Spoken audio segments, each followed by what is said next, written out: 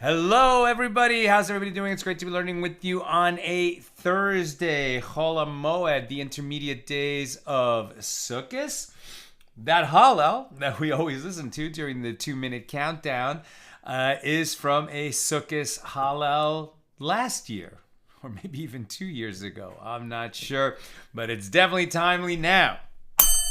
Let's light up the darkness. I think it was 2 years ago, right? Is there a year on that? I'm not even sure. Maybe it's 3 years. Anyway, great to be learning with you during Sukkot.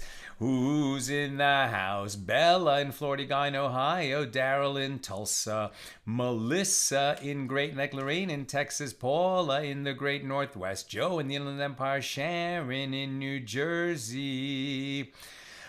Saying, Sai and I are here in Lebanon, New Jersey. A good moed, and we missed our daily daf routine. Great to be back with you. Renee in Indiana. And Chaim in Florida. Ilanit in Silver Spring. Frank in San Pedro.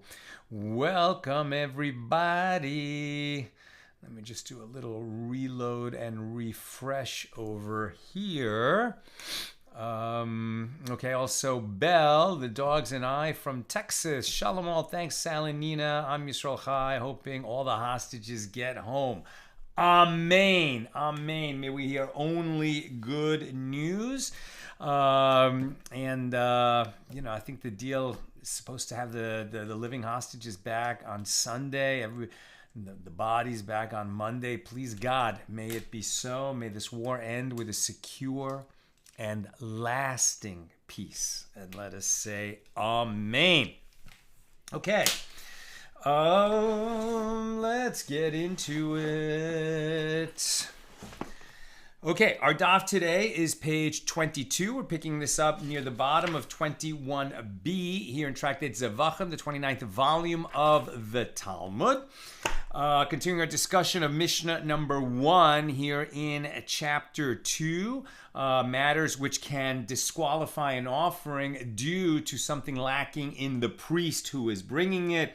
He could be impure, he could be dressed in the wrong garments, or perhaps he didn't sanctify his hands and feet by washing them with water from the kior, Hebrew for the basin, right? This special basin that was originally constructed by Solomon for the first temple. And in the second temple period, one of the high priests had holes drilled in the bottom and spigots attached to it so that multiple priests could wash their hands and feet at the same time.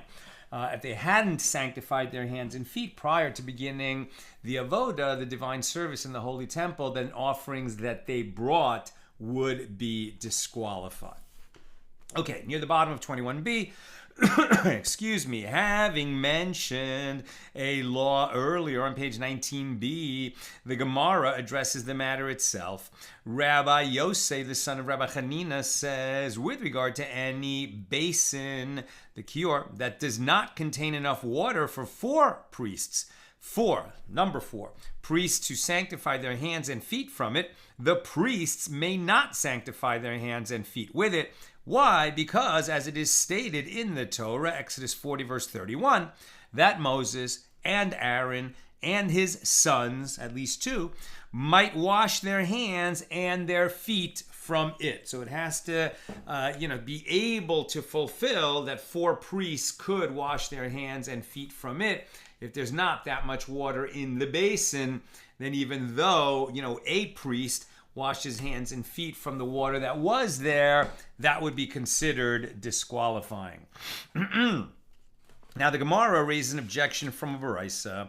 The priests may sanctify their hands and feet from all vessels, whether they can hold a quarter lug of water or they cannot hold a quarter lug of water, provided that they are service vessels. Isn't the basin some type of service vessel in the Holy Temple? Well, according to this, it doesn't even have to hold a quarter lug, like that's a revis. The kind of hand-washing cup that we use on Shabbos and Chagim, like we're in now, to wash our hands, or any meal, to wash our hands before we eat a bread meal, right? And we have to have a quarter lug of water to pour over our hands in order to make that a hand-washing prior to the meal. Not a service, not that basin, which really could hold a lot of water. I mean, when it was full, it could hold enough water for dozens of priests to sanctify their hands and feet from it. So this seems to be a definite contradiction between our Mishnah and this Baraisa. So what's going on? We are at the top of 22a. So Rav Ada bar Achaz says the Baraisa is referring to a case where one drills a hole in the basin itself and places a much smaller vessel at the hole as a conduit for the water. So even if that vessel is very small, the priest may sanctify his hands and feet from it, provided that there is enough water in the basin itself for 4 priests. The Gemara asks, but doesn't the Merciful One state that the priest must wash their hands and feet from it, i.e. from the basin and not from another vessel? How can you say that you can receive water from the basin and pour it through some other vessel? So the Gemara responds that the following verse repeats the phrase, they should wash, and this is to include any service vessel. So the Gemara challenges this. If so, then it should be permitted for a priest to use a non-sacred vessel as well, just a random cup, not one of the actual dedicated service vessels of the Holy Temple. Again, we have not done this in almost 2,000 years, but when the temple was standing in Jerusalem and the priests were serving there and they were using the dedicated service vessels and bringing offerings, using those vessels, and these were the kinds of matters that could disqualify such an offering. So, if you're saying that it could include any service vessel, well, then the Gemara says, well, if so, then it should be permitted for a priest to use a non-sacred vessel as well. So Abaye says, no, you cannot say that a priest may sanctify his hands and feet from a non-sacred vessel, since the matter may be derived by Kal v'chomer inference from the law concerning the base of the basin. And just as its base, which was anointed along with it, see Exodus 40 verse 11, is still not fit for a priest to sanctify his hands and feet with water from it, then with regard to a non-sacred vessel, which was not anointed along with the basin, is it not right that it is not fit for a priest to sanctify his hands and feet with water from it? And the Gemara clarifies this. And from where do we derive that water from the base of the basin is unfit? Well, as it is taught in a Baraisa, that Rabbi Yehuda says, one might have thought that the water from its base should be fit for priests to sanctify their hands and feet, just as water from the basin itself is fit to sanctify their hands and feet. Therefore, the verse states, Exodus 30 verse 18, you shall also make a basin of copper, and the base thereof of copper. The base holds up the basin doesn't mean that it holds water from which the priest can sanctify their hands and feet. The verse indicates that I have equated the base and the basin only with regard to the requirement that they both be made of copper, but not for another matter. Rather, the base, unlike the basin, is unfit to hold water from which the priests can sanctify their hands and feet. Mar Zutra, the son of Rab Mari, said to Ravina, the Kal v'chomer inference can be refuted. What is notable about its base? It is notable in that its inside is not made for use, as it is to be used only as a stand. Will you say that the law is the same for a non-sacred vessel, concerning which its inside is made for use? Rather, one must say that the term from it serves to exclude a non-sacred vessel. Now, the Gemara challenges this derivation. Well, if so, from it should exclude a service vessel as well. And the Gemara responds, but the merciful one amplifies the law with the term they should wash, and this includes a service vessel. So the Gemara asks, and what did you see that led you to include a service vessel and exclude a non-sacred vessel rather than the reverse? Why not include a non-sacred vessel and exclude a service vessel? And the Gemara responds, this, a service vessel, requires anointing like the basin when the tabernacle is raised, see Exodus chapter 40, and that, a non-sacred vessel, does not require anointing like the basin. And that's enough of a proof. They leave it at that. New topic. Reish Lakish says, any liquid that may be used to complete the requisite measure of water for a mikvah may complete the requisite measure of water for the basin, but it may not complete the quarter lug required for ritual washing of the hands, right? So when we have a mikvah that somebody immerses in to purify themselves, right? Women still use that today if they've been nida, right, after menstruation, and then counting the clean days, or a convert who becomes, somebody who's a non-Jew who becomes a Jew will immerse in a mikvah, right? Women who are nida or finishing their nida, and a convert will immerse in the mikvah and recite a bracha, a blessing. There's a tradition, a custom among Hasidic men to immerse regularly in a mikvah, minimally for Shabbos and for holidays. But in some of the Hasidic groups, they immerse every day.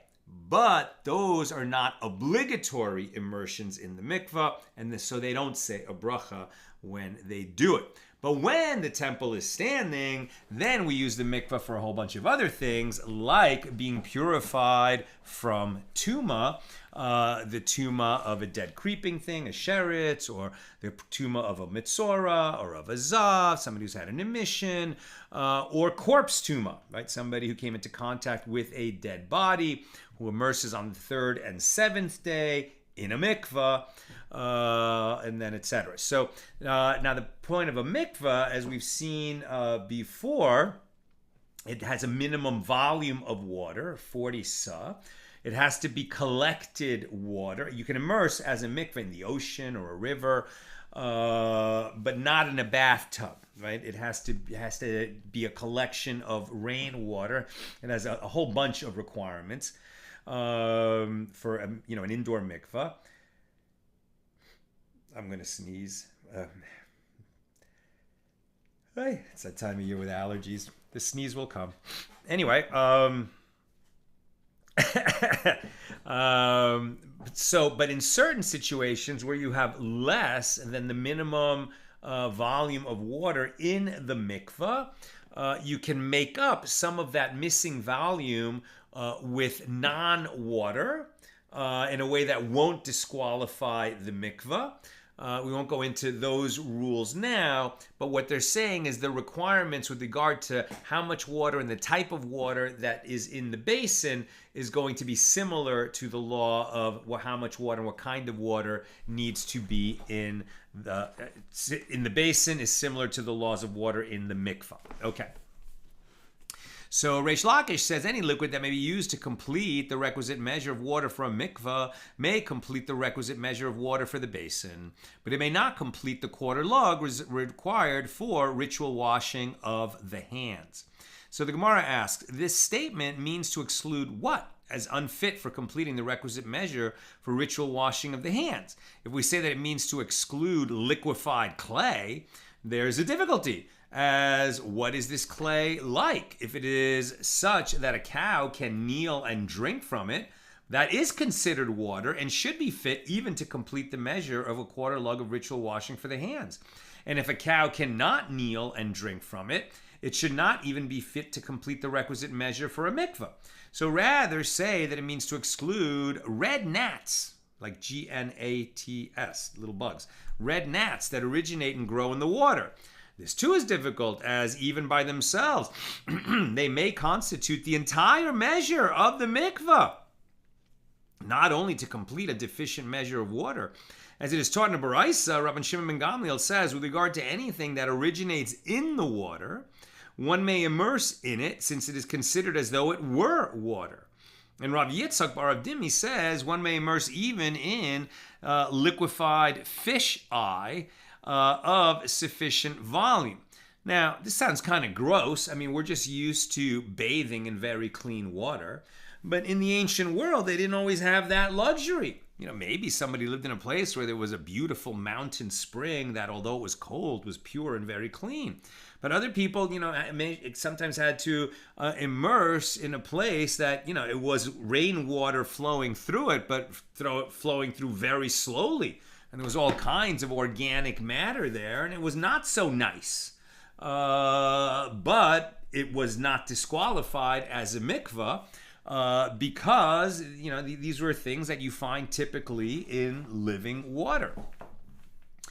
Now Rav Papa says the statement of Reish Lakish means to exclude a case where one added a sa and removed a sa. As we learned in a Mishna, Mikvah 7.2, in the case of a mikvah that contains the minimum measure of exactly 40 sa of water, and one added a sa of liquid other than water, and then he removed a sa of the mixture, the mikvah remains fit. So the added liquid is considered nullified in the 40 sa of water, so that when one sa of the mixture is removed, there still remain the requisite 40 sa of fit water. And Rav Yehuda bar Shela says that Rav Asi says that Rabbi Yochanan says that this law applies up to the greater part of the measure of the mikvah. Adding and removing such a liquid to the requisite measure for washing of the hands would render the water unfit, right? For the small amount of water that you use for washing the hands, which is a revis, that needs to be, pure, clean water, not so much for the mikvah. Rav Papa says if one drilled in the wall of a mikvah and the sides of the hole can hold a quarter lug of liquid, one may immerse small vessels such as needles and hooks in the hole, even though it constitutes a space separate from the mikvah, since the fitness of the water in the hole derives from the fitness of the water in the mikvah. This law is parallel to the one discussed with regard to the basin. Rabbi Yirmiyah says that Reish Lakish says water of a mikvah is fit to be used as water of the basin in the holy temple. The Gemara asks, is this to say that the water in the basin does not need to be flowing water, i.e. spring water? But isn't it taught in a Baraisa? The verse indicates that the innards of an offering must be washed with water, that's Leviticus 1:9, and therefore not with wine. With water, and therefore not with wine mixed with water. With water. And this includes other types of water, even those that are not spring water. And it can be inferred, a kal v'chomer, that the water used for the basin may be used to wash the innards of an offering that requires washing. So what is the basis for the kal v'chomer inference that the water used for the basin may also be used for this purpose? Is it not that it is from a source of flowing water and therefore obviously fit for washing the innards of a sacrificial offering? And the Gemara responds, no. The kal v'chomer inference is based on the fact that the water used for the basin is sanctified for the service. And the Gemara asks, but is sanctified water preferable given that the Torah stipulates simply water? But didn't Rabbi Shmuel teach that the word water used in the verse denotes specifically water whose name has no modifier, and therefore it excludes water of the basin, which has a modifier in its name. So rather, the Baraisa cannot be referring to water of the basin itself, as it is unfit for washing the innards of sacrificial offerings. Is it not therefore referring to water that is fit to be water of the basin? So apparently the only reason such water could be preferable is because it is flowing water. And the Gemara responds, the issue is a dispute between Tanaim. As Rabbi Yochanan says, with regard to the water of the basin, Rabbi Yishmael says it must be spring water, i.e. flowing water. But the rabbis, the majority who overrule Rabbi Yishmael, say it may be another type of water. It does not have to be spring water. Now, the Mishnah taught that a priest who is uncircumcised, getting back to matters, disqualifying matters in the priest who's bringing offerings that would disqualify an offering that he brings, right? Back to our Mishnah here, Mishnah number 1 of chapter 2. The Mishnah said that a priest who is uncircumcised disqualifies sacrificial rites that he performs. Now, this would be quite unexpected, right? I mean, all Jewish men are expected to be uncircumcised. How much more a priest serving in the Holy Temple? How could it happen that he's uncircumcised? Well, there are Jewish men who are legally uncircumcised, right? That would happen in a situation where, God forbid, a woman had a baby boy and, they performed the circumcision on the 8th day. There was some kind of a complication and the child passed away. And then, later she had another baby boy and that happened again. Then for the third baby boy, they don't circumcise in case, God forbid, there's, some kind of a condition that these children have that they inherit, genetically, that is going to render it unsafe for them to be circumcised.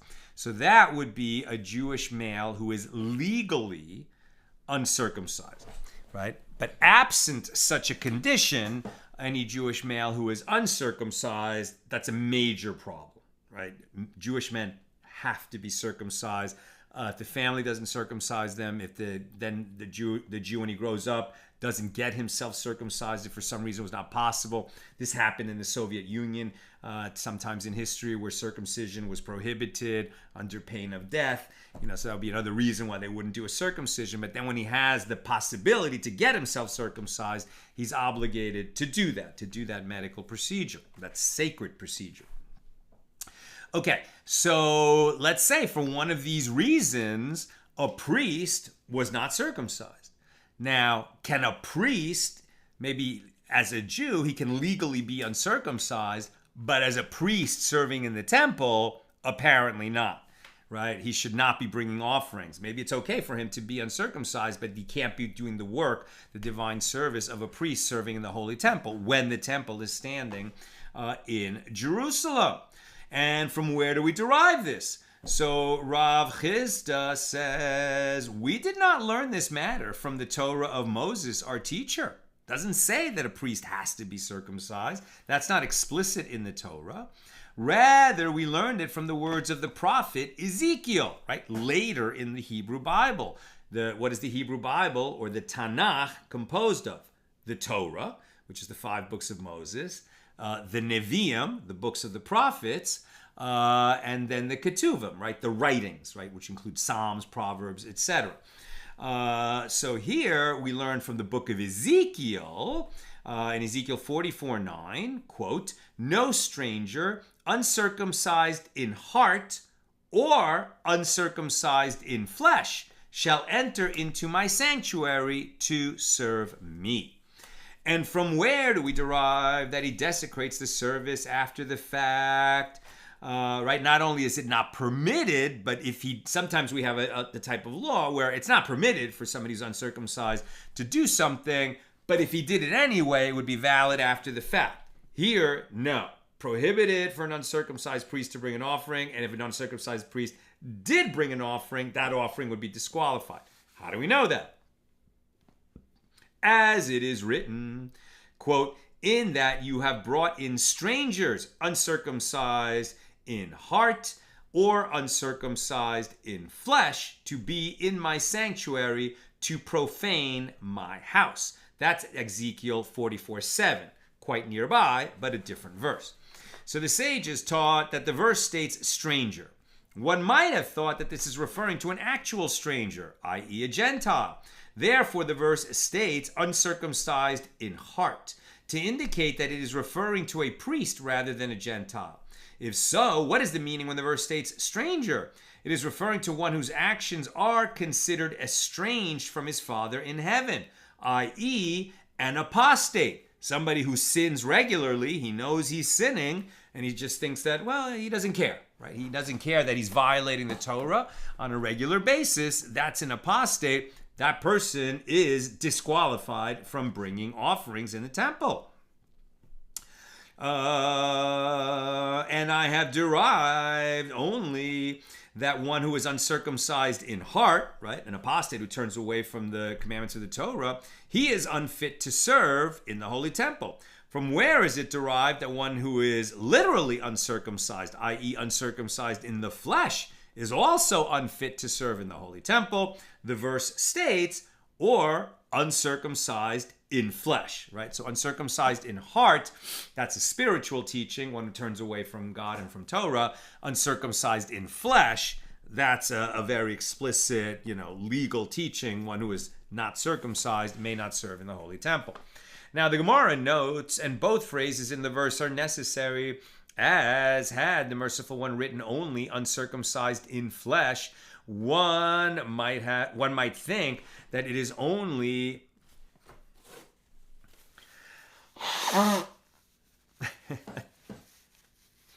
it's that time of year. I have allergies. I have this sneeze that's like borderline ready to come out, but it just hasn't hit yet. Okay.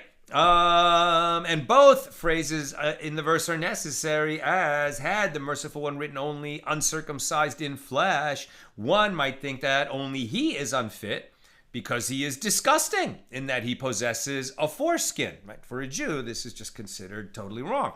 But concerning one uncircumcised in heart, who is not physically disgusting, I will say that he is not unfit. And had the verse taught us only that one uncircumcised in heart is unfit, one might think that only he is unfit because his heart is not directed toward heaven. But one uncircumcised in flesh, whose heart is directed toward heaven, I will say that he is not unfit. Therefore, both phrases are necessary, right? A priest must not be an apostate. He must have his heart turned toward his God in heaven and, be bound and obey the commandments of the Torah. And among those commandments, he definitely has to be a circumcised priest. The Mishna teaches that a ritually impure priest is unfit for temple service. Right now we're moving on to the next disqualification. If he is tameh, ritually impure, he may not bring offerings, and if he brings an offering, that offering is disqualified and rendered unfit. So the elders of the South said, that's an interesting phrase we haven't seen before, the elders of the South. This refers to the time of the Roman occupation, after the destruction of the temple, when the Torah community, the sages, were learning in the north, in the area of Yavne and around the Galilee. But there were still a few sages learning and teaching in the south, in Judea, closer to Jerusalem, an area that had really been destroyed after the Bar Kokhba rebellion in the year 135, when the Romans, basically genocided much of the Holy Land and killed so many Jews. Estimates say as much as 1 million Jews were killed in that genocide. But some managed to, restart their little community of learning and teaching Torah in Judea, even in this period. So that's what we mean by the elders of the South. The elders of the South said, let me just make an adjustment here. Distracted by it. There we go. The elders of the South said they taught this only with regard to one who became impure due to contact with a sheretz, right, the dead carcass of a creeping animal, small creeping animal.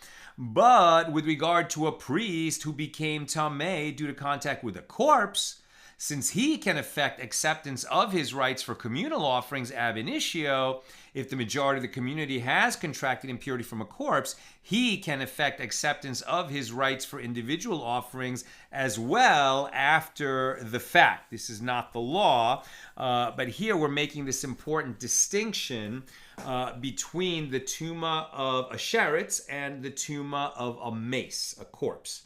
Why does this matter? The tumah that a person who comes into contact with a corpse or walks over a grave, etc., that's a much more severe tumah. It requires much lengthier, more complex purification, that includes waters of sprinkling that include the ashes of the red heifer. We haven't had one in 2,000 years, so we're all considered impure with corpse tumah. Plus, we walk over graves; we don't even know where they are. When Mashiach comes, God will, and the temple goes up. If we're going to be bringing offerings, we're definitely going to need a red heifer. We're going to need to know where the graves are. We're going to need all kinds of help from Mashiach. The importance of this is, as we'll see, that when the Torah spells out people bringing the Pesach, right, the Passover offering at Passover time, the Torah also spells out Pesach Sheni, one who is impure by virtue of having come into contact with a corpse. For example, he was helping bury a body, doing an incredible, important, good deed, but which left him impure and unable to bring the Pesach. He has another chance, right? A month later at Pesach Sheni. And so from this, they're going to learn out that there are certain things that are possible if the type of tumah is from a corpse that are not possible for other kinds of tumah. Namely, if the majority of the nation or the majority of the priests, I think either or maybe both, but in any case, when there's a majority, I think it's majority of the nation, is impure with corpse tumah, like we are now, right? So that would actually answer my question that I just brought up a moment ago. The priests can bring communal offerings even if they are tameh with corpse tumah, right? So communal offerings may still be brought if a majority of the nation is tameh with corpse tumah. But this doesn't apply to the tumah, the ritual impurity of a sheretz, right? If the majority of the nation was tameh with that kind of tumah, then it would not be okay for the priests to bring an offering. They could become, while they are tameh, because they could wait till they could immerse in a mikvah, wait till nightfall, and then the next day they could bring that offering. But they can't wait a week, and that might be the reason why corpse tumah qualifies for this exemption, but other kinds of tumah don't. So let's get into that. So the Mishna teaches that a ritually impure priest is unfit for the temple service, and he disqualifies rites if he performs it. So now they're going to bring a challenge to this. The elders of the South said they taught this only with regard to one who became impure due to contact with the carcass of a sheretz. But with regard to a priest who became impure due to contact with a corpse, since he can effect acceptance of his rights for communal offerings, even ab initio, if the majority of the community has contracted impurity from a corpse, he can effect acceptance of his rights for individual offerings as well after the fact. He shouldn't be bringing individual offerings, but he can after the fact. But it's not disqualified after the fact. But the Gemara says, whoa. If that's true, let it be derived that one impure due to a sheretz, dead creeping thing, can also effect acceptance for communal offerings in cases of communal impurity ab initio, and for individual offerings after the fact. How? By kal v'chomer inference from one impure due to a corpse. Like this. Just as a priest who is impure due to a corpse, who requires sprinkling of the water containing the ashes of the red heifer on the third and seventh day to be purified, can still effect acceptance of an offering, then with regard to one who is impure due to the carcass of a creeping thing, who does not require sprinkling on the third and seventh day, is it not right that he should also be able to effect acceptance? right? Since it's a less severe form of tumah with an easier purification process, and yet you can bring communal offerings even if you're tameh with corpse tumah, why not let him bring such offerings at least after the fact if he's impure with sheretz tumah? So the Gemara answers this challenge by saying the elders of the South hold that the law with regard to those who effect atonement is like those who achieve atonement.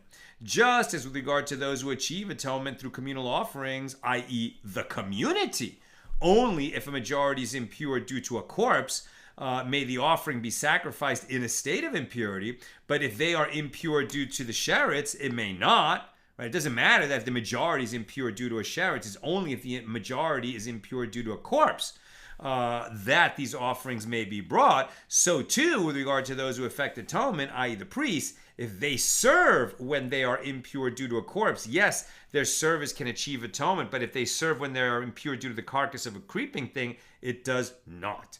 And the response of the Gemara assumes that communal offerings may not be brought when the majority of the community is impure due to a sheretz. So the Gemara therefore asks, what do the elders of the South hold with regard to the Pesach?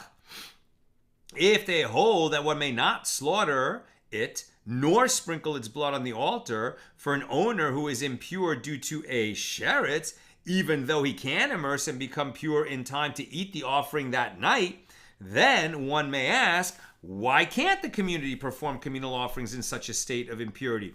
Isn't it a principle that if for any impurity for which an individual may not sacrifice the Pesach and is deferred to the second Pesach, Pesach Sheni, nevertheless the community could perform its offerings in such a state of tumah, right? We'll do that for a community even though we won't do it for an individual. Why can't we extend that ruling from corpse tumah to sheretz tumah? So rather, it must be that the elders of the South must hold that one may slaughter the Pesach and sprinkle its blood for an owner who is impure due to a sheretz. Accordingly, the community may not offer the Pesach in such a state of impurity. And Ula says, Reish Lakish shouted, Teka, to the elders, he shouted to the elders of the South. But which power is greater to overcome impurity with respect to offerings?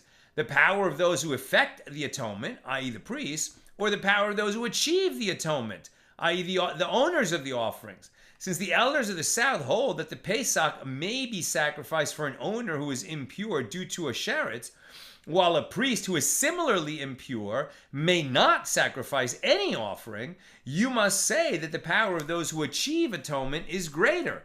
And if so, the initial statement that a priest who contracted tumah from a corpse can effect acceptance for individual offerings can now be refuted through a kal v'chomer inference, like this. And just as in a case where the owner became impure due to a sheretz, he may send his offerings for sacrifice, and yet a priest who became impure due to a sheretz cannot effect acceptance. Then, in a case where the owner became impure, right, if the owner had sheretz tumah, but he didn't touch his offerings, the offerings then were sent to a priest who's not himself impure, those offerings can be brought on behalf of the owner. It doesn't matter that he is tameh. Doesn't work for a Pesach because one who is impure with sheretz tumah would then have to eat the Pesach, and he can't do that if he's impure, even with that kind of tumah. So just as in a case where the owner became impure due to a sheretz, he may still send his offerings for sacrifice, and yet a priest who became impure due to a sheretz cannot effect acceptance. Then, in a case where the owner became impure due to a corpse, where he may not send his offerings for sacrifice, is it not right that a priest who became impure due to a corpse cannot effect acceptance? And the Gemara responds that the elders of the South hold that an owner who is impure due to a corpse may also send his offerings, even though he will not be able to partake of his paschal offering. It could still be brought on his behalf, even though he can't eat it. Therefore, the kal v'chomer inference does not stand, right? He's registered with a group, so that offering can still be brought, even though he himself can't eat it. The other members of the group could. The Gemara protests, but isn't it written, if any man of you or of your generations shall be impure by reason of a dead body, or be in a journey far off, he shall perform the Pesach to the Lord in the second month, Pesach Sheni. Apparently, one impure due to a corpse in the first month must defer his Pesach offering to the second month. And the Gemara responds, the verse intends this as a mitzvah ab initio. But if he sends his offering in the first month, it is accepted, and he is not required to sacrifice a Pesach in the second month. That would be the ideal way to do it, but if he didn't do it that way, it would be okay, right? That's the difference between after the fact and ab initio. The Gemara asks, but isn't it written, and if the household be too little for a lamb, then shall he and his neighbors next to his house take one offering to the number of the souls, a man according to his eating, you shall make your count for the lamb. Exodus 12:4, meaning a group registers in advance to participate in a particular Pesach offering.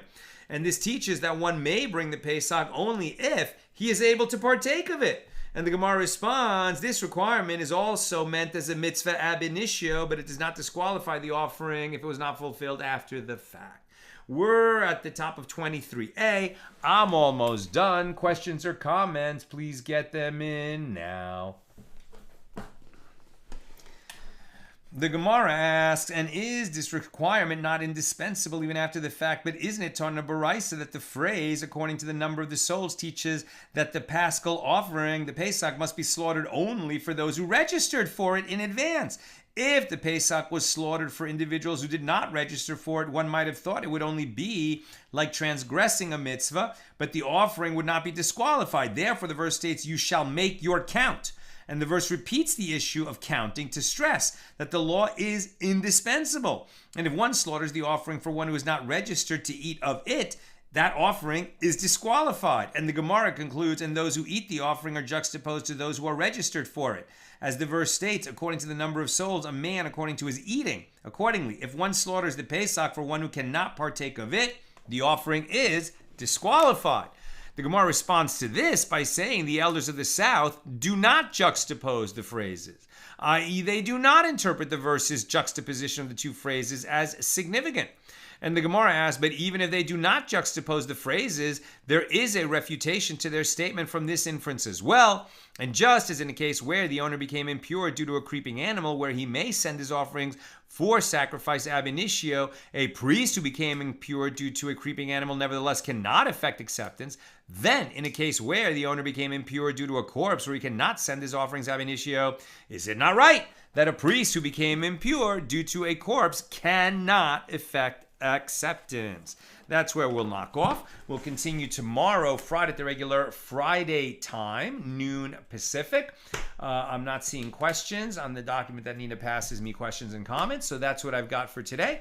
And with God's help, I'll see you tomorrow, Friday, noon Pacific. Have a great night. Good moed.